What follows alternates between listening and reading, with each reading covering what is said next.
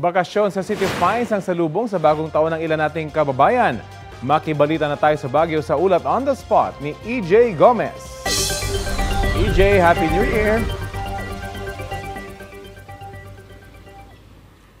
Rafi, Happy New Year no at sa ating mga kapuso. Nako, 12 oras na nga lang ay bagong taon na. Rafi, mas ramdam natin ngayon dito sa Baguio City ang mga kapuso nating bakasyonista. Ayon sa mga nakausap nating turista, sinusulit nila ang mga natitirang oras bago magpalit ng taon para pasyalan ang mga ipinagmamalaking travel destinations ng syudad. Yung ilan, first time daw dito sa City of Pines. May mga nag-quick morning visit sa Botanical Garden at humabol ng picture-picture with the family.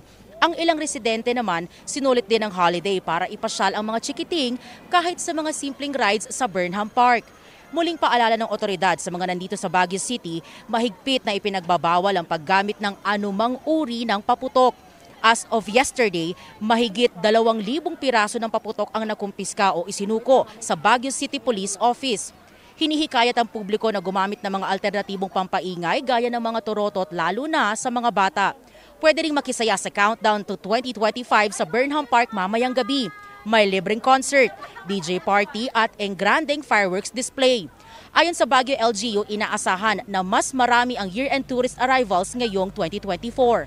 Handa naman daw ang kapulisan para mapanatili ang kaayusan sa lugar. We expected na marami, but it doubled or triple pa yata.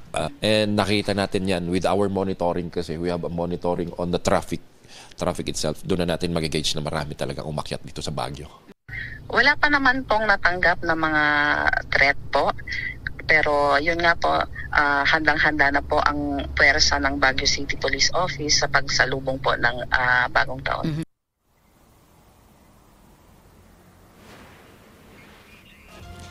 Rafi, nandito tayo ngayon sa Camp John Hay, no? At dahil tanghali ngayon, talaga nagkakaroon ng time na tirik yung araw. Gayunpaman, ramdam na ramdam pa rin ang sweater weather dito sa summer capital of the Philippines. Rafi? Maraming salamat, EJ Gomez.